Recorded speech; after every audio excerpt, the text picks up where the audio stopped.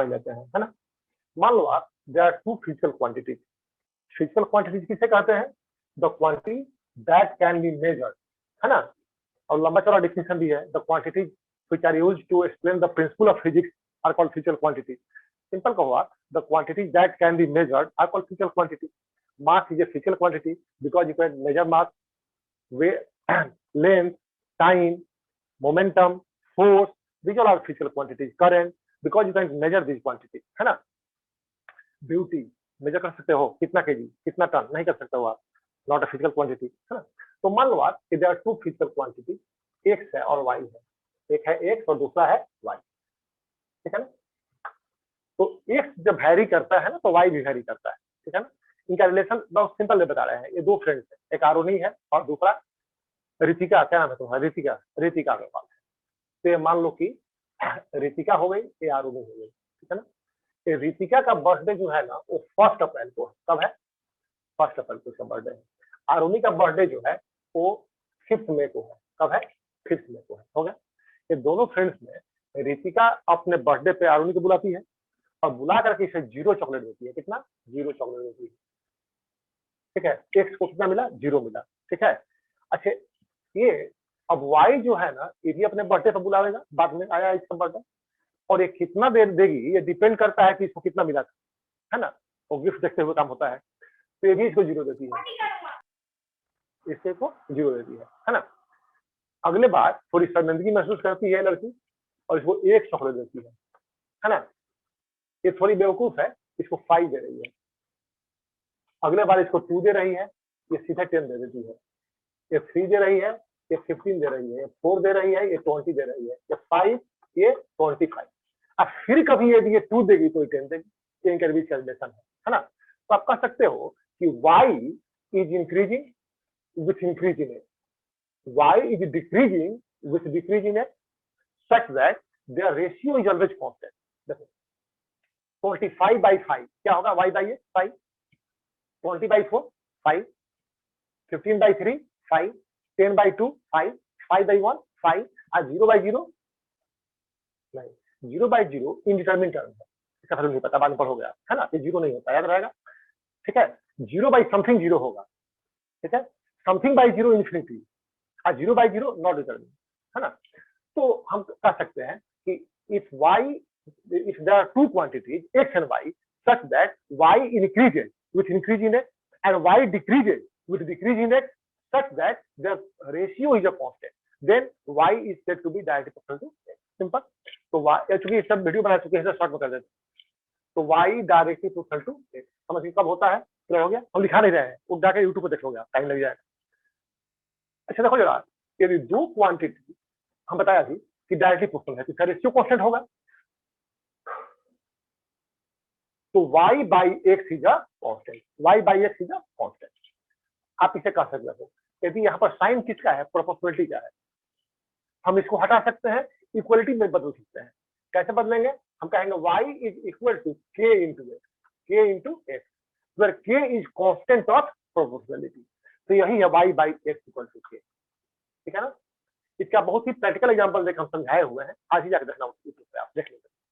अब यहाँ देखो आप, इसका मतलब ये हुआ, सपोज करो कि x का वैल्यू एक ये और ये है, एक ये और ये है। हम इसको x1 y1 मान लेते हैं, x2 y2 मान लेते हैं, x3 y3 मान लेते हैं, x4 y4 मान लेते हैं ना।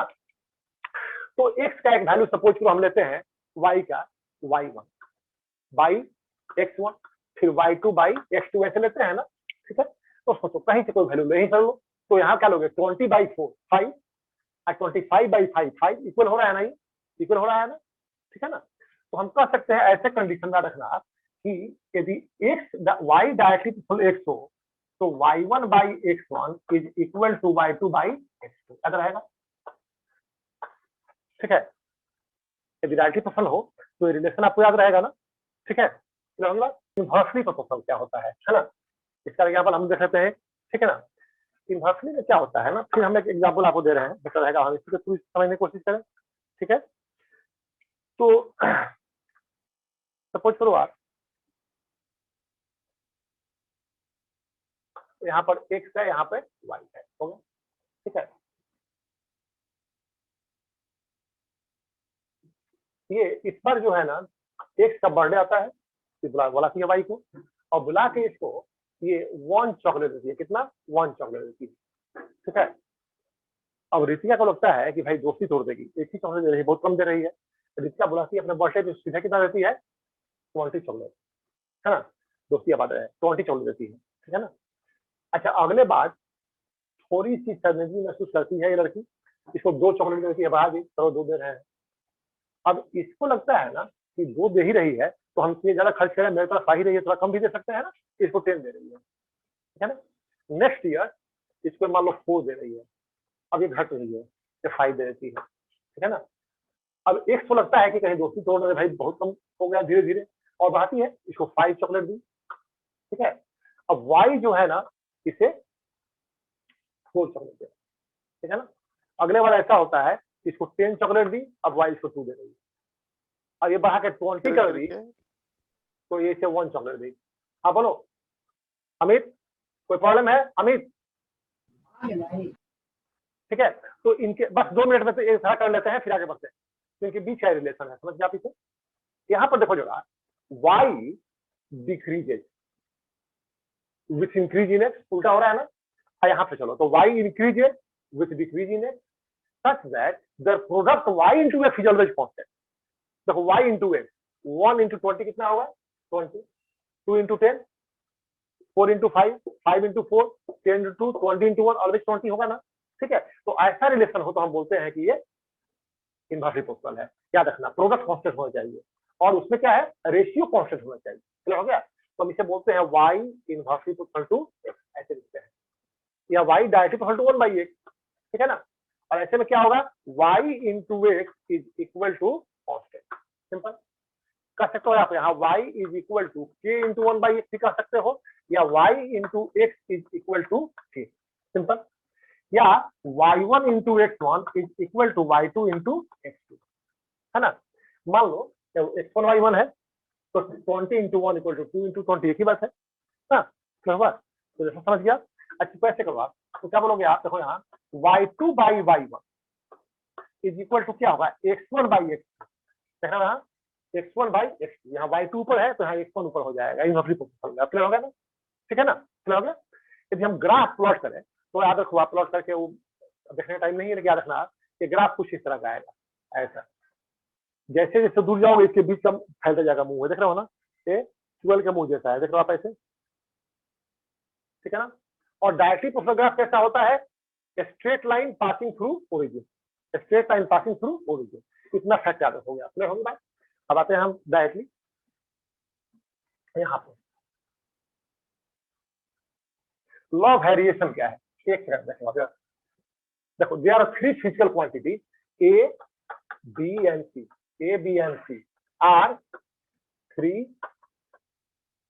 फिजिकल क्वांटिटी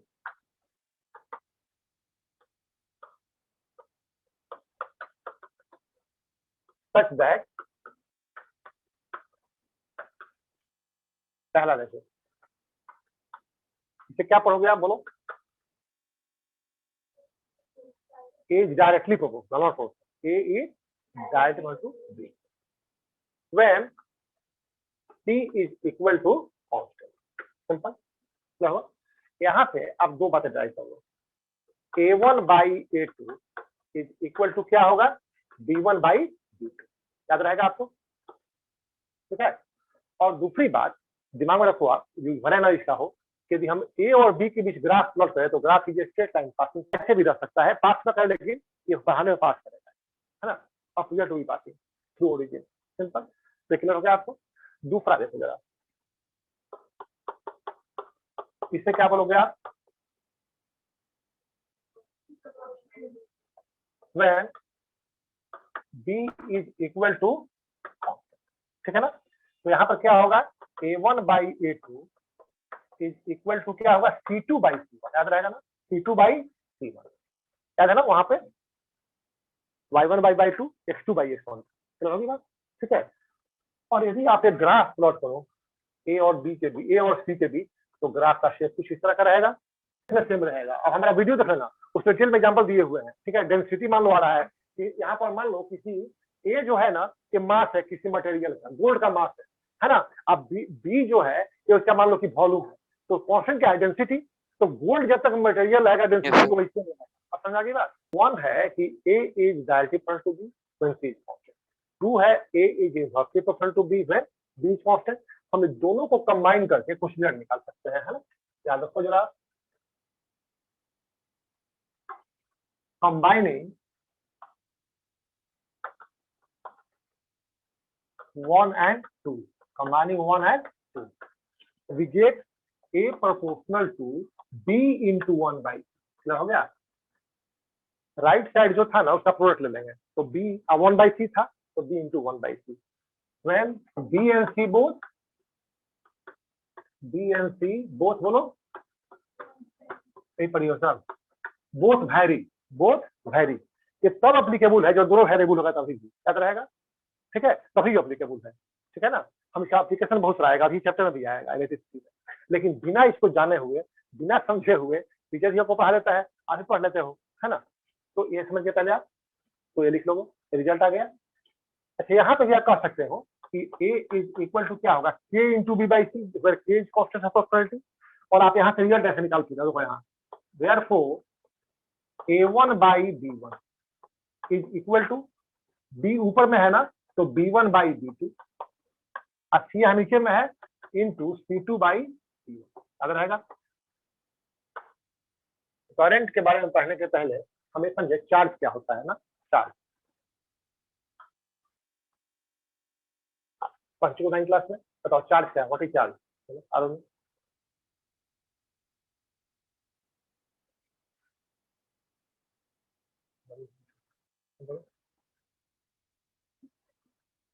तुम बता रहे हो चार्ज का टाइप, चार्ज नहीं है ना, काइंड्स ऑफ चार्ज। हम पूछ रहे हैं what is charge, example simple ले रहे हैं आप, मान लो मैग्नीशियम है सपोज करो आप ना, ये ले लो आप क्लोरीन, जो एग्जांपल ले रहे हैं हम। अच्छा, मैग्नीशियम का 12 है और इसका 17 है। केमिस्ट्री की बात करते हैं, फिजिक्स में बाद में आएंगे, ये केमिस्ट्री है। आप जानते हो कि each and every element has a tendency to completely socket in order to become stable. Nearest noble gas का कॉन्फिगरेशन वो चाहता है कि हम अचीव कर ले और उनके जैसा स्टेबल हो जाए। इसका कॉन्फिगरेशन क्या है, 282, है ना। तो मैग्नीशियम 282 है, ये 2 इलेक्ट्रॉन लूज कर देते स्टेबल हो जाएगा। तो ये 2 इलेक्ट्रॉन लूज कर दिया और बना दिया Mg2a, नियोन जैसा हो गया ना। तो इसमें पहले क्या था, मैग्नीशियम में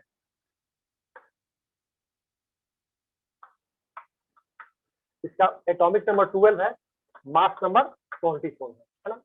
आपको पता है atomic number is equal to number of electron, पढ़े हो 9th क्लास में। Atomic number is equal to number of proton, तो इलेक्ट्रॉन कितना इसमें है 12, प्रोटॉन कितना है 12, and neutron is equal to a minus Z, है ना। 24 minus 12 this is equal to 12, है ना। ऐसा पहले से पढ़ चुके, फिर फ्रेशली पढ़ा रहे हैं, कोई दिक्कत नहीं है, कुछ दिक्कत हम दूंगा आप देखते। अच्छा, due one electron has 1 unit negative charge and 1 proton has 1 unit positive charge. So in magnesium there are 12 positive charge and 12 negative charge. On the whole the charge is 0. ये neutral है ना। After losing 2 electrons, the electrons become only 10. तो minus 10 charge. Protons को सही रहा, loss नहीं ना हुआ, तो प्लस 12, तो टोटल चार्ज क्या हो जाएगा +2, है ना। इसलिए यहाँ पर क्या लिखते हैं +2 लिख दिया हमने, ठीक है। तो चार्जिंग, अब देखो जरा, ये न्यूट्रल है, एक चार्ज है, तो चार्ज कैसे आया, due to loss of electron, due to loss of electron. Chlorine की बात करें हम 287, ये 7 इलेक्ट्रॉन लूज करके स्टेबल हो सकता है या 1 गेन करके स्टेबल हो सकता है, कौन आसान काम इसके लिए है, तो it will gain 1 electron, Cl बनाया। अब देखो इसमें 17 इलेक्ट्रॉन, नंबर 17 है एटॉमिक नंबर, इलेक्ट्रॉन कितना है 17, प्रोटॉन कितना है 17, न्यूट्रॉन हो जाएगा 35 माइनस 17 18 होगा। तो यहाँ पर पहले से -17 चार्ज है, +17 चार्ज है, ये 0 न्यूट्रल है। आफ्टर गेनिंग 1 इलेक्ट्रॉन ये हो जाएगा अब क्या 288, आर्गन जैसा हो जाता है ना। तो यहाँ 18 इलेक्ट्रॉन हो गया ना, तो -18 चार्ज हो जाएगा। अब प्रोटॉन तो गेन किया नहीं है, वो 17 रह गया, तो +17 कितना हो गया -1 चार्ज आ गया ना, तो क्या बोलोगे इससे आप, Cl-1, क्या बोलोगे आपका Cl-1, है ना, ये हो गया Cl-1, सिंपल। तो यहाँ पे भी चार्ज होगा, ये न्यूट्रल है, ये चार्ज है, कैसे आया, due to gain of electron. तो नॉर्मली क्या होता है ना कि मैटर जो है, आपके आसपास जो कुछ देख रहे हो मैटर, जिसे मास है, जो स्पेस ऑक्युपाई करता है, मैटर है। और मैटर कैसे बना है, एटम्स से बना हुआ है ना, और एटम्स कैसा होता है, न्यूट्रल होता है, ठीक है। ड्यू टू एनी रीजन यदि वो इलेक्ट्रॉन लूज कर दे तो पॉजिटिव चार्ज हो जाएगा, और गेन कर ले तो निगेटिव चार्ज हो जाएगा, सिंपल सी बात है ना। जब मान लिया जाए कि एबोलाइट आपके पास ग्लास रॉड है, आप पढ़े होंगे इस क्लास में, ग्लास रॉड है, मान लो ग्लास रॉड है और सिल्क क्लॉथ है, इसको रब करते हैं हम लोग, चार्जिंग का प्रोसेस था ना। तो ग्लास रॉड में इलेक्ट्रॉन जो होते हैं ना, जो आउटर मोस्ट ऑर्बिट इलेक्ट्रॉन है, तो क्या होता है, देखो न्यूक्लियस में न्यूट्रॉन है नो चार्ज, प्रोटॉन है positive charge, and revolving electrons around the nucleus है नेगेटिव चार्ज। तो there is a force of attraction between nucleus and revolving electrons. ये force of attraction Coulomb's law पढ़ोगे आप कि like charges repel each other, unlike charges attract each other. और दो charges यदि हो ना, Q1 और Q2, इनके बीच का सेपरेशन, ये पॉइंट मान लेते हैं, चार्ज है यहाँ, मान लो चार्ज पॉइंट चाहे बॉडी हो, इसके सेंटर में मान लेते हैं, इनके बीच का डिस्टेंस मान लो R है ना। तो द फोर्स ऑफ अट्रैक्शन और रिपल्सन बिटवीन अनलाइक और like charges is directly proportional to product of the charge,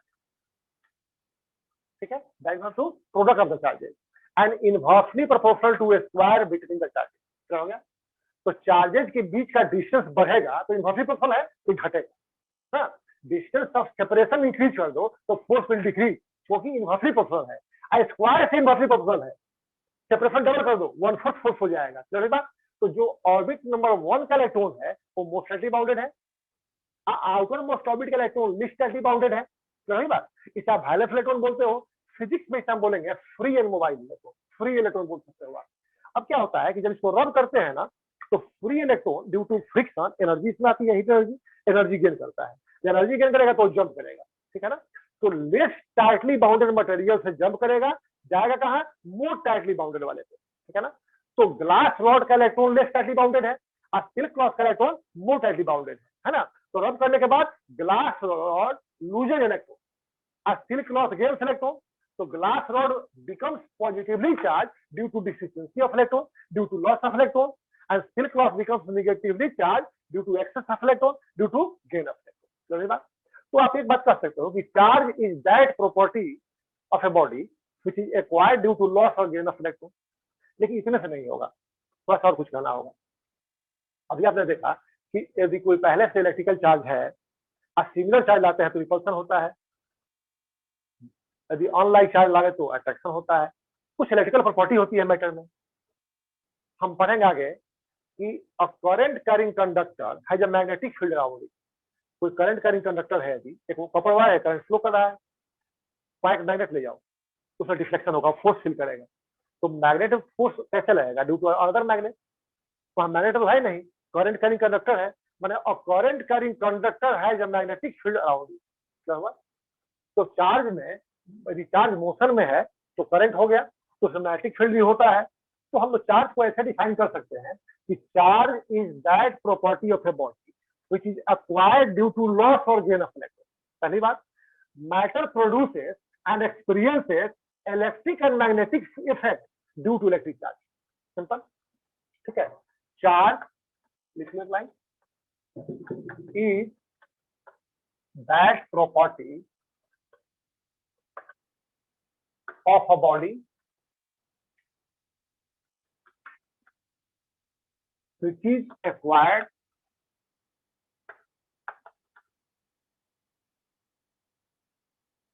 due to loss or gain of electron, loss or gain of electron, due to loss or gain of electron, है ना। Matter experiences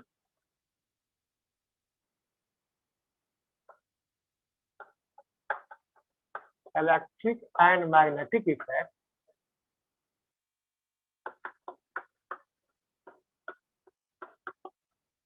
due to electric charge, due to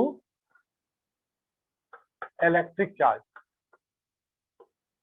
अब complete difference हो गया। Charge is that property of a body which is acquired due to loss of gain electron. Matter experiences electric and magnetic effect due to electric charge, है ना। यदि current carrying conductor है तो उसमें charge है, motion में charge है, अब वहां पे कोई मैग्नेटिक इफेक्ट प्रोड्यूस कर रहा है कोई बॉडी, है ना। आप कोई मैग्नेटिक सब्सटेंस ले जाओ, उसमें अट्रैक्शन होगा, तो मैग्नेटिक इफेक्ट उसमें प्रोड्यूस कर रहा हो रहा है ना, तो ड्यू वो इलेक्ट्रिक चार्ज चलते हो रहा है। इलेक्ट्रिक इफेक्ट हो सकता है, ऑनलाइन चार्जेस को रिपेल अट्रैक्ट कर लेगा, लाइट को रिपेल कर देगा और इसी तरह रहेगा उसमें। तो वो मैग्नेटिक और इलेक्ट्रिक इफेक्ट जो प्रोड्यूस होता है ड्यू टू इलेक्ट्रिक चार्ज होता है। तो कंप्लीट डिफिनेशन क्या हुआ? Charge is that property of a body which is acquired due to loss or gain of electron. Matter experiences electric and magnetic effects due to electric charge. अब electric charge clear हो गया क्या है, समझ गया से? There are two types of charges, आपको पता है, एक है पॉजिटिव चार्ज, दूसरा है नेगेटिव चार्ज। ये सब कुछ देखने जो होते हैं, सब लिखा है बुक में, नोट्स दे देंगे आपको, ले लोगे आप। अच्छा, a positively charge body has deficiency of electron या लॉस ऑफ इलेक्ट्रॉन, है ना, and a negatively charge body has excess of electron और गेन ऑफ इलेक्ट्रॉन। हम लोग लॉस ऑफ प्रोटॉन नहीं कहते हैं क्योंकि न्यूक्लियस में होता है, गेन या लॉस इलेक्ट्रॉन का होता है, तो बेटर रहेगा हम ऐसे कहें डिफिशियंसी ऑफ इलेक्ट्रॉन या एक्सेस ऑफ इलेक्ट्रॉन, हो गया, ठीक है। अच्छा, like charges repel each other, unlike charges attract each other. इनके बीच अट्रैक्शन का फोर्स, सेपरेशन बढ़ा दोगे फोर्स कम होगा, सेपरेशन घटा दो फोर्स बढ़ेगा, बस काफी है आपके लिए, समझ गया पीछे। अब है करंट इलेक्ट्रिसिटी क्या है? सर क्या बोले नहीं सुन पाया, उस समय वीडियो रुक गया था मेरा। वीडियो रुक गया था, ये कह रहे हैं, क्या बोल रहे थे जी, क्या बोल रहे थे? ये कह रहे थे कि तो डिटेल समझाया थे कूलम्स लॉ आपको हम, कि चार्जेस के बीच जो फोर्स लगेगा, देखो there is a force of attraction between unlike charges और repulsion between like charges is directly proportional to product of the charges, है ना, directly proportional to product of the charges. मतलब चार्जेस का magnitude बढ़ा दो तो फोर्स बढ़ जाएगा, simple, and inversely proportional to square of the distance between the charges. बीच का सेपरेशन बढ़ा दो तो फोर्स घटेगा, क्योंकि इनवर्सली प्रोपोर्शनल है, इनवर्सली प्रोपोर्शनल बताया था ना, एक के बढ़ने दूसरा घटेगा और स्क्वायर से घटेगा। डिस्टेंस डबल कर दो, फोर्स 1/4 हो जाएगा, डिस्टेंस हाफ कर दो, फोर्स 4 टाइम्स हो जाएगा, तो होगा, तो ये रिलेशन है। तो आपको इस पर डिटेल में नहीं पढ़ना है, इतना जान लो सिर्फ कि डिस्टेंस के चेंज होने से कैसे चेंज होता है। करंट क्या है? तुम जाओ कभी गंगा किनारे, बारिश का मौसम है, बिना पढ़ा लिखा लोग भी जो फिजिक्स नहीं पढ़ा है कम से कम, बोलता है कि बड़ी तेज करंट है, तो आप, तो water in motion constitute water current, है ना। यदि एयर ब्लो कर रहा हो बहुत ज्यादा स्पीड से, पता नहीं कि बड़ी एयर करंट बहुत ज्यादा है ना, तो air in motion constitute air current, तो charge in motion constitute electric current. खत्म, चार्ज मोशन में है तो वहां पर करंट है, सिंपल, ठीक है, क्या हुआ? तो हम कह सकते हैं कि study of charges in motion and there effects is called current electricity. क्या हुआ? ये टॉपिक जो है करंट इलेक्ट्रिसिटी पढ़ना, इसमें क्या पढ़ते हैं हम लोग? Study of charges in motion, ये है स्टडी ऑफ चार्जेस। अच्छा, चार्जेस का स्टडी सिर्फ करेंगे हम तो स्टैटिक इलेक्ट्रिसिटी में आ जाएगा, वो बाद में पढ़ोगे आप। अब वो शुरू में थोड़ा सा पढ़ना था, वो तो हटा दिया सिलेबस से, लेकिन अब 12th पढ़ोगे आप चार्जेस के बारे में, चार्ज एट रेस्ट। लेकिन हमको पढ़ना है करंट इलेक्ट्रिसिटी, तो study of charges in motion, charges in motion and their effect is called current electricity. Simple हुआ, study of charges in motion and their effect, study of charges in motion and their effect का प्रभाव क्या पड़ता है इसकी भी, है ना, क्या हुआ? Is called current electricity. देख लो, स्टडी ऑफ, लिखे चलो, study of charges in motion and their effect is called current electricity. Suppose करो आप, ये कोई कंडक्टर है, ठीक है, इस कंडक्टर के किसी पॉइंट पे क्रॉस सेक्शन दिखाते हैं। देखो ये लेंथ है ना, लेंथ के परपेंडिकुलर होता है क्रॉस सेक्शन, ये देखो ना, तो कहीं लेंथी करने के लिए बुक में लिखा हुआ डेफिनेशन कि cross section being perpendicular to the length, तो लिखना नहीं, ये होता ही है ना। तो ये मान लो कि कोई कंडक्टर है, इसका क्रॉस सेक्शन ये हुआ, कहीं पर भी कोई एक पॉइंट दे देते हैं, ये मान लो हम पॉइंट देते हैं, ये पॉइंट ले लिया हमने। देखते क्या है कि क्यू कूलम चार्ज फ्लो किया, कितना चार्ज फ्लो किया? कूलम है चार्ज चार्ज बारे में पढ़ेंगे इसको। तो क्यू कूलम चार्ज फ्लो करता है in time T second, in time T second, simple, ठीक है। तो 1 सेकेंड में कितना फ्लो करेगा, है ना। टी सेकेंड में क्यू कूलम फ्लो किया, 1 सेकेंड में कितना करेगा, क्यू बाई टी, 1 सेकेंड करेगा क्यू बाई टी, ठीक है ना। इसे हम कह सकते हैं charge flowing per second through a point in the conductor, Q by T है ना। हम इसे कह सकते हैं rate of flow of charge. Rate क्या होता है, 1 के रेस्पेक्ट में होता है रेट, है ना। सपोज करो इसका बर्थडे है, तो बहुत तंग किया हो, कुछ खिलाओ खिलाओ खिलाओ, है ना। ये परेशान होकर बेचारी क्या करती है, जाती है और 200 रुपया खर्च करती है, कितना, 200 रुपीज खर्च करती है ना। और 20 kg गुआवा खरीद जाती है, अमरूद 20 kg, 20 पर केजी, थोड़ा बुलाती है कि खाओ कितना खाना है, नहीं। अच्छा 20 kg जो गुआवा ला रही है, ये मार्केट रख ला रही है ना। तो रास्ते में इसकी मम्मी पूछती है बेटा क्या भाव मिला, क्या रेट मिला, तो क्या बोलेगी, 200 में सब, क्या बोलेगी बताओ, क्या बताओगे, ₹10 पर केजी, ₹10 पर केजी, यही रेट है, per KG 1 kg, rate with respect to mass, rate with respect to mass. यहाँ पर क्या है, रेट है with respect to time, rate with respect to time, clear हुआ, ठीक है। तो ध्यान दो आप, ऐसे हम लोग डिफिनेशन देते हैं ना करंट का, उसके मेजरमेंट का डिफिनेशन है, क्लियर हुआ। Rate of flow of charge is current, rate of flow of charge with respect to time is current, charge flowing per second through any cross section of conductor is current, rate of flow of charge through any cross section of conductor is current, simple, ठीक है। अच्छा current के लिए इतना ही होना चाहिए, काफी है कि charge in motion is current, बात खत्म, charge in motion is current. And how it is measured, तो वहां पर होना चाहिए कि measured as the charge flowing per second through any cross section of the conductor, it is measured as rate of flow charge through any cross section of conductor, ठीक है ना। लेकिन डिफिनेशन मेजरमेंट को डिफिनेशन के terms में समझाते हैं लोग, है ना। तो अपनी शक्ति कोई दिक्कत नहीं है ना। तो आप कह सकते हो the rate of flow of charge, the rate of flow, the rate of flow of charge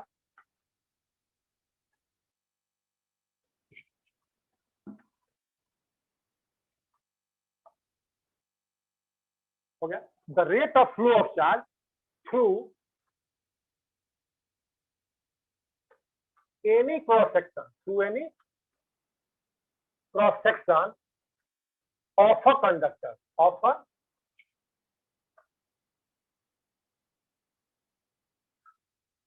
a conductor is called electric current.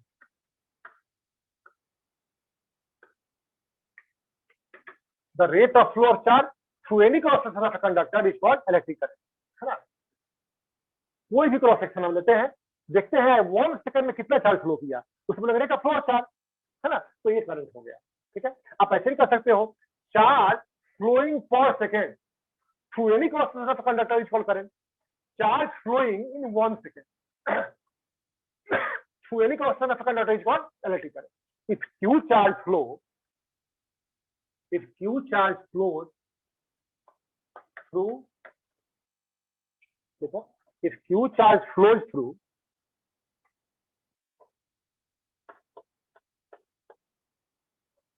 a cross section in time t, in time t,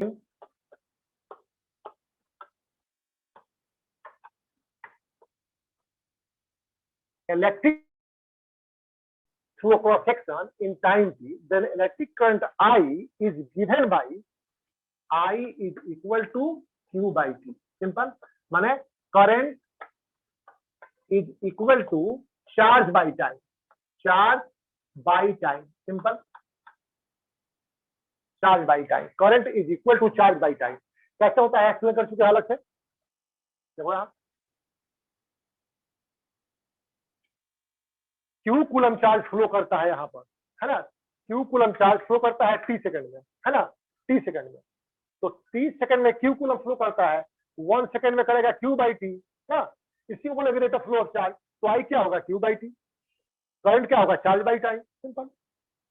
तो सब constant होता है electronic charge, charge on electron क्या था आपको 1.6 into 10⁻⁻19 coulomb इसका value होता है, पढ़े हो आप 9 क्लास में। यूनिवर्सल कांस्टेंट है, यूनिवर्सल मतलब ये हुआ कि आज से हजारों साल पहले इलेक्ट्रॉन का चार्ज यही था और लाखों साल बाद यही रहेगा, और से भी यही है, मून से भी यही रहेगा, समझ बात, ये कभी चेंज नहीं होता है, ठीक है। हम इसे 1 यूनिट चार्ज मानते हैं, क्या मानते हैं, 1 यूनिट चार्ज। सपोज करो कि कोई बॉडी है, वो 1 इलेक्ट्रॉन लॉस किया, तो चार्ज कितना होगा उससे, प्लस इतना कूलम चार्ज होगा, मतलब प्लस ई लिख देते हैं हम, चलेगा। और यदि 1 इलेक्ट्रॉन गेन करता है तो चार्ज क्या होगा, माइनस की चार्ज होगा उससे, सिंपल सी बात ना, होगा। अच्छा, चार्ज जो होता है ना, ये क्वांटाइज होता है, चार्ज का ट्रांसफर हम होता है क्वांटाइज है। क्वांटाइज का मतलब आप फर्क समझ लो, ऐसे डिटेल में जाने की जरूरत नहीं है। इसे सपोज करो आप, ये ऋतिका अग्रवाल है ना, इसे खाने का अपना स्टैंडर्ड है, या तो 5 खाएगी रसगुल्ला, 5, या फिर 10 खाएगी, या फिर 15, या फिर 20 या 25, ऐसे, है ना, वो मल्टीपल है 5 का, ठीक है ना। तो किसी भी बॉडी पर जो चार्ज होगा ना, इलेक्ट्रॉनिक चार्ज का इंटीग्रल मल्टीपल होगा। हो सकता है 2 इलेक्ट्रॉन का लॉस गेन हुआ हो तो क्या होगा, +2, यदि 3 इलेक्ट्रॉन का हो तो क्या होगा, +3 होगा, लॉस हुआ तो +3, गेन होगा -3 ना। तो किसी बॉडी पे जो चार्ज का लॉस गेन होता है तो होल नंबर में होता है। ऐसा नहीं पॉसिबल है कि इलेक्ट्रॉन का एक लेग यहाँ हो दूसरा लेग वहां हो, ऐसा नहीं होगा। तो इसीलिए Ne कहते हैं, Q is equal to N, simple. किसी बॉडी पर जो चार्ज होगा ना, वो इलेक्ट्रॉनिक चार्ज का मल्टीपल होगा, इंटीग्रल मल्टीपल होगा, +3 टाइम्स, -3 टाइम्स, जैसा नेचर ऑफ चार्ज हो, है ना। तो ये समझ के पहले आप, अब देखो जरा कि इफ, लिख लो जरा, if n electron pass through conductor through the cross section of a conductor, if n electrons pass through the cross section of a conductor in time t, in time t, ठीक है। तो ऐसे में Q कितना होगा, Q is equal to होगा N ई, क्या होगा, एन ई, एन इंटू ई, ठीक है ना। यहाँ पे ध्यान दो आप, प्लस माइनस हम नहीं लिख रहे हैं सिंप्लाई करने के लिए, वहां एन क्या था, होल नंबर था, प्लस माइनस दिए था, हम एन को मानते हैं इंटीजर, तो प्लस भी होता है माइनस भी होता है ना, तो एन इज इंटीजर, याद रहेगा, ये लिख लो मन करे तो, N is an integer, simple. तो Q इज इक्वल टू होगा एन ई, है ना। और आप जानते हो कि करंट क्या होता है, चार्ज पर सेकेंड, चार्ज इन 1 सेकेंड, है ना। तो चार्ज बाई टाइम, तो I क्या होगा, Q बाई टी, है ना। लेकिन Q क्या है, एन ई, तो क्या होगा, N E by T, N E by T, simple. 9 class आप लोग पढ़ चुके हो, इसके बारे में नोटिस पढ़े हो, बताए भी थे हम, और सिंपल यहाँ पे याद रखो आप, where Q is equal to charge, T is equal to time, E क्या है, electronic charge, charge on each electron, क्या, इलेक्ट्रॉनिक चार्ज, क्या बोलते हैं, इलेक्ट्रॉनिक चार्ज, क्या बोलोगे आप, charge on each electron, value कितना होता है 1.6 इंटू 10⁻⁻19 कूलम, पढ़े हो 9 क्लास में आप, चार्ज ऑन एन इलेक्ट्रॉन या each electron, simple, charge on an electron. तुम ग्लास रॉड लेते हो, स्टील क्लॉथ इसको रब कर दिए, हो गया। तो ग्लास रॉड तो इलेक्ट्रॉन लूज करेगा, एन इलेक्ट्रॉन लूज किया, तो ग्लास रॉड का चार्ज क्या होगा, plus N E. Steel cloth कितना गेन किया, एन गेन किया, चार्ज क्या होगा, माइनस एन ई। अब क्लियर हो गया। बोलो, हम लोग थोड़ा सा देखें, चार्ज का यूनिट क्या होता है, एम्पियर, ये यूनिट क्या है, ampere, SI unit, sorry, SI charge का कूलम है, SI unit of current, ampere होता है ना। तो एम्पियर क्या है, एम्पियर डिफाइन करते हैं जरा हम लोग, है ना। देखो, आपने भी देखा कि करंट होता कितना है, I is equal to Q by T, I is equal to Q by T, है ना. Charge per second is current. Charge flowing in 1 second is current. जानते हो आप. सपोज करो कोई कंडक्टर है, किसी क्रॉस सेक्शन से यहाँ पे हम देख रहे हैं कि Q कूलम चार्ज फ्लो किया T सेकंड, ठीक है ना. अब सपोज करो आप कि Q का वैल्यू है 1 कूलम. कितना है ये? 1 कूलम, माने 1 कूलम चार्ज फ्लो किया. टाइम कितना लगा इसे फ्लो करने में? 1 सेकंड टाइम लगा. कितना लगा? 1 सेकंड टाइम लगा. ठीक है. यहाँ वैल्यू पुट करते हैं जरा. तो क्या आएगा? 1 coulomb by 1 second. 1 coulomb by 1 second, यही आएगा ना. ठीक है. तो आप इसे कह सकते हो 1 बाई 1 सेकंड, यही करंट है. इसे बोलते हैं हम लोग क्या? 1 एम्पियर. क्या बोलते हैं? 1 एम्पियर. या आप कह सकते हो 1 coulomb per second. 1 coulomb per second. 1 coulomb per second. अब समझो, लिखो नहीं, पहले समझ लो. देखो यार, एम्पियर को डिफाइन करना है तो आप सिंपली ऐसे डिफाइन करो, 1 एम्पियर इज द करंट. यहाँ देखो जरा, 1 ampere is the current flowing through a conductor when 1 coulomb of charge flows in 1 second through its cross section. Simple, है ना. क्या और simple? 1 ampere is the current when rate of flow of charge is 1 coulomb per second. Simple. 1 ampere is the current when rate of flow of charge is 1 coulomb per second. और simple हो गया ना. ठीक है, clear है बात. तो 1 ampere current is said to be flowing through a conductor. या सिंपली इसको रेट ऑफ फ्लो ज्यादा अच्छा रहता लिखवाते तो क्या ऐसा लिखो, 1 ampere is the current. 1 ampere is the current through a conductor. 1 ampere is the current. 1 ampere is the current flowing through a conductor.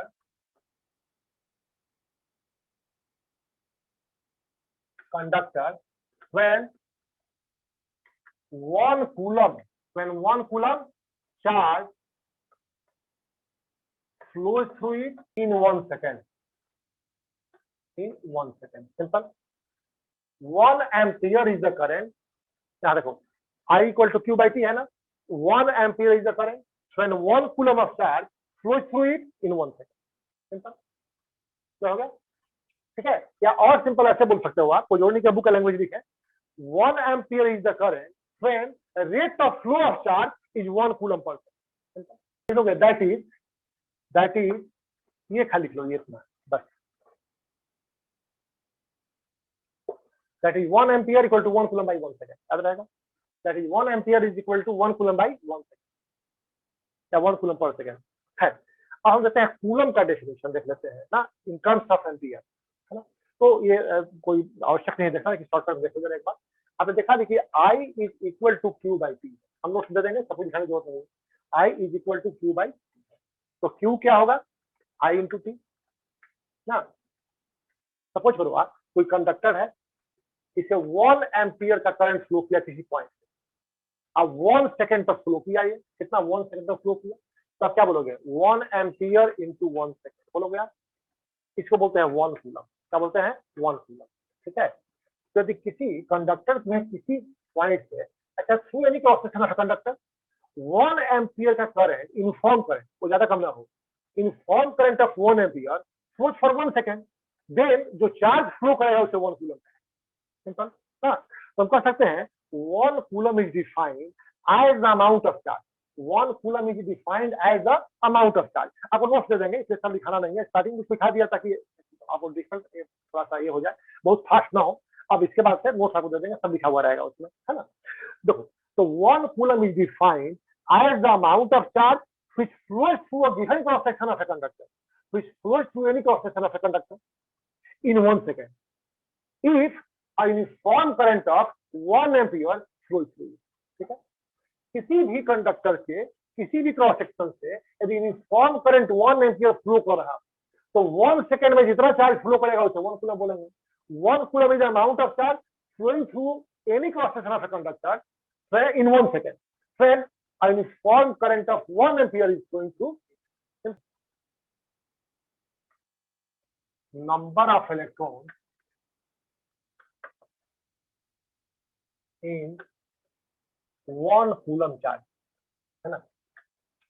Charge हो 1 कूलम का, कितने का हो चार्ज, 1 कूलम का चार्ज हो, इसमें कितना इलेक्ट्रॉन हो सकता है ना, ठीक है। देखो 1 इलेक्ट्रॉन का चार्ज क्या होता है बताओ, 1.6 इंटू 10⁻⁻19, है ना। ये प्लस माइनस हम देते हैं ये दिखाने के लिए कि यदि कैथोड एनोड हो, पॉजिटिव प्लेट नेगेटिव प्लेट, तो इलेक्ट्रॉन का एक डायरेक्शन में मूव करने का, प्रोटॉन उसका अपोजिट डायरेक्शन में मूव करेगा, तो प्लस माइनस दिया गया, मैग्नीट्यूड ऑफ चार्ज है। तो इतना कूलम चार्ज हो तो इसमें कितना इलेक्ट्रॉन होता है, 1 इलेक्ट्रॉन होता है, ठीक है ना, सिंपल। तो यदि 1 कूलम चार्ज हो, कितना चार्ज हो, 1 कूलम, तो कितना इलेक्ट्रॉन होगा, 1/1.6 इंटू 10⁻⁻19, कितना इलेक्ट्रॉन होगा, है ना, ठीक है। चलो तो इसको हम ऐसे करते हैं, इसको ऊपर ले जाओ तो 10⁻+19 हो जाएगा ना, थोड़ी तो 10 इंटू 10⁻18 लिख सकते हैं, अब बाई 1.6 कर लेते हैं, ठीक है ना। ये 10/1.6 को सॉल्व करोगे, ये आ जाएगा 6.25, कितना आएगा, 6.25 इंटू 10⁻18, तो इतना इलेक्ट्रॉन्स होगा 1 कूलम चार्ज में, क्या हो गया, 1 कूलम चार्ज में इतना इलेक्ट्रॉन्स होगा, सिंपल। एक सेकंड, अब है करंट कैरियर, करंट कैरियर, एक करंट को कैरी कौन करता है, कैसे करता है, थोड़ा सा देख लेते हैं, है ना। सपोज करो आप कि कोई मेटल है ना, तो मेटल बहुत सारे एटम्स है, मेटल सारा इलेक्ट्रोपॉजिटिव, जो उसका आउटर मोस्ट वीक इलेक्ट्रॉन है वो लिस्टैटिक बाउंडेड रहता है ना, इसे फ्री मोबाइल इलेक्ट्रॉन भी कह देते हैं, है ना। अब पोटेंशियल डिफरेंस अप्लाई करते हैं, ये तो पॉजिटिव एंड से कनेक्ट कर दोगे तो नेगेटिव एंड से कनेक्ट कर देते हैं, जहाँ पॉजिटिव एंड से कनेक्ट करोगे उधर फ्री इलेक्ट्रॉन मूव करना चाहेगा, हाँ, तो due to movement of electron current का फ्लो हो रहा है, सिंपल। मान लो आप कोई इलेक्ट्रोलाइट है, मान लो कॉपर सल्फेट का सोल्यूशन है, उस इलेक्ट्रिक करंट का फ्लो कराते हो ना, तो Q+2 H2 -2 में ब्रेक कर गया, फिर से H+OH- का वाटर ब्रेक कर गया, ठीक है। पॉजिटिव प्लेट की तरफ निगेटिव आयन मूव करते हैं, ये मूव करेगा, और नेगेटिव प्लेट की तरफ पॉजिटिव आयन मूव करेगा, तो वहां पर कंडक्शन कैसे हुआ, due to movement of free and mobile ion. अब मेटालिक कंडक्टर में due to movement of free electron, simple. अच्छा मान लो कोई ट्यूब है, इसमें गैस भरा हुआ है, हीलियम गैस भरा हुआ है, यदि प्रेशर को काफी कम कर दिया जाए, देखो गैसेस जो है ना, they are made up of molecule, ये इनर्ट गैसेस में क्या होता है कि इनका मॉलिक्यूलर फार्मूला है, फार्मूला से, है ना, तो वो अनचार्ज है, तो उससे करंट फ्लो नहीं करेगा। लेकिन यदि बहुत ही प्रेशर लो कर दें, अब हाई वोल्टेज अप्लाई करें, तो क्या होगा, आयनाइज कर जाएगा, ये हीलियम टूट जाएगा, Fe+2 +2 इलेक्ट्रॉन, ऐसे, है ना। अब इलेक्ट्रॉन मूव करेगा पॉजिटिव प्लेट की तरफ, कैटायन मूव करेगा नेगेटिव प्लेट की तरफ, a charge in motion is current, तो करंट प्रोड्यूस हो गया ना, तो movement of cations and free electron, समझ गए, ठीक है। तो पहली बात यह है कि करंट कैरियर किसे कहते हैं, है ना। तो देखो the charge particle which flow in a particular direction, सब बुक में लिखा है, हम नोट्स नहीं दे देंगे, अभी बुक दे देंगे, आप घर जाकर देखना। तो यहाँ तक मैं जब पढ़ा रहे हो मेरी बात को ध्यान से, तुम्हारा बुक मेरे पास सामने रखा हुआ है, हमको बाउंड्री पता है, ठीक है ना, थोड़ा सा ऊपर नीचे जा सकते हैं, ठीक है? तो यहाँ कॉन्सेंट्रेट करो, the charge particle which flow in a particular direction, positive and की तरफ मूव करेगा नेगेटिव वाला पार्टिकल, और नेगेटिव एंड की तरफ मूव करेगा पॉजिटिव वाला पार्टिकल, तो the charge particle which flow in a particular direction to produce electric current is called current carrier, simple. और याद रखो आप, in solid conductor free electrons are current carrier, यहाँ पर दिया आपको, मेटालिक कंडक्टर यहाँ पर दिया हमने आपको। अच्छा मरकरी मेटल है हा? लेकिन लिक्विड है, उसमें फ्लो होता है ड्यू टू इलेक्ट्रॉन, क्योंकि मेटल है, ठीक है। लेकिन सॉलिड नॉर्मली हम कहते हैं, क्योंकि जो हम करंट कैरियर यूज करते हैं ना वायर वगैरह मेटल का, वो तो सॉलिड में ही रहता है, मरकरी संसारिक हो गया। तो in solid conductors free electrons are current carrier, in liquid free electron नहीं, क्या बोलेंगे, free and mobile positive and negative ions are current carrier. तो इसको फ्री होना चाहिए अब मोबाइल भी होना चाहिए, इसे NaCl ले लो आप, Na+Cl- strongly they are strongly held together with a strong force of attraction, तो करंट फ्लो नहीं करेगा उसको, है ना। जब सॉल्यूशन में डिजोल्व करोगे तो Na+ अलग हो गया, Cl- अलग हो गया, तो फ्री हो गया, मोबाइल हो गया, तब करंट करेगा कंडक्ट ना। तो हम क्या बोलेंगे कि इन लिक्विड क्या रहता है, free and mobile, positive ions and negative ions are current carrier. तो सॉलिड हो गया, लिक्विड हो गया। इन गैसेस क्या हो जाएगा, cations and free electrons are current carriers, ठीक है ना। In gases positive ions and free electrons are current carrier, ठीक है ना। हीलियम में Ag+2 ये हो गया पॉजिटिव आयन, इलेक्ट्रॉन हो गया, they are current carrier. In liquid H+OH- है ना, Q+2 SO4-2 cations and anions कैसा, which are free and mobile are current carrier. In solid conductors free electrons are current carrier। समझ गए आप, कोई दिक्कत नहीं है आपको। अब है डायरेक्शन ऑफ करंट।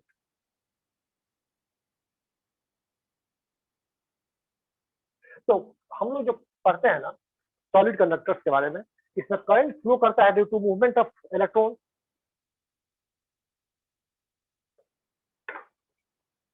लेकिन कॉन्सेप्ट है, पहले लोगों को चार्ज के बारे में जानकारी थी, इलेक्ट्रॉन के बारे में जानकारी बाद में मिली, है ना। तो पहले से कॉन्सेप्ट था कि पॉजिटिव चार्ज के फ्लो का डायरेक्शन माना जाए करंट का डायरेक्शन, ठीक है ना। तो हम अभी यही मानते हैं। करंट कहने का मतलब कन्वेंशनल करंट, कन्वेंशनल यूज नहीं करते हैं करंट। इलेक्ट्रॉनिक करंट, तो इलेक्ट्रॉनिक करंट तुम 9 क्लास से पढ़े होंगे। Direction of flow of electron जो होगा उसको बोलेंगे इलेक्ट्रॉनिक करंट। जैसे मान लिया जाए, एग्जांपल दे रहा आपको, कि कोई बॉडी है, यहाँ पर एक्सेस ऑफ इलेक्ट्रॉन है, सपोज करो यहाँ एक बॉडी है, यहाँ पर इलेक्ट्रॉन का कुछ डिफिशियंसी है, कनेक्ट कर दिया इसे वायर से, तो इलेक्ट्रॉन मूव करेगा higher concentration to lower concentration, water में मूव करता है यहाँ पे, तो ऐसे मूव करेगा मान लो। तो डायरेक्शन ऑफ करंट ये जो होगा ना, इसे बोलेंगे इलेक्ट्रॉनिक करंट, ठीक है ना। लेकिन हम जो सिर्फ करंट कहते हैं वो कन्वेंशनल करंट है, वो क्या होगा, इसका अपोजिट माना जाएगा, करंट डायरेक्शन ये होगा, ठीक है ना, क्या होगा। तो इसे कंफ्यूज नहीं होना है। अब सिंपली याद रखो, the conventional direction of current is the direction of flow of positive charge और opposite to the flow of negative charge और electron, opposite to the flow of negative charge और इलेक्ट्रॉन। सपोज करो आप एक electron है जो ऐसे move कर रहा है, ऐसे मूव कर रहा है, किसी वायर में इलेक्ट्रॉन ऐसे मूव कर रहा है, डायरेक्शन क्या हुआ ये बताओ, क्लॉकवाइज कि एंटी क्लॉकवाइज, एंटी क्लॉकवाइज हुआ, तो करंट का डायरेक्शन क्या होगा, क्लॉकवाइज, इसका अपोजिट होगा। अब क्या हो गया, कोई प्रोटॉन मूव कर रहा है मान लो एंटी क्लॉकवाइज, तो करंट डायरेक्शन क्या होगा, सेम रहेगा, एंटी क्लॉकवाइज सेम रहेगा। तो क्या होगी बात, तो पॉजिटिव चार्ज के डायरेक्शन जो होगा ना मूवमेंट का, वो करंट डायरेक्शन देते हैं, और नेगेटिव चार्ज के डायरेक्शन का अपोजिट लेंगे करंट के डायरेक्शन। अपना हो गया ना। और इससे करंट का मतलब कन्वेंशनल करंट, यही आप पढ़ोगे। अब इलेक्ट्रॉनिक करंट भूल जाओ, उस जरूरत नहीं है, सिंपल, ठीक है ना। क्या होगा, हमारी पूरी कोशिश होगी कि इसे एक सप्ताह में चैप्टर खत्म कर दें, है ना, ठीक है। Okay, thank you, thank you.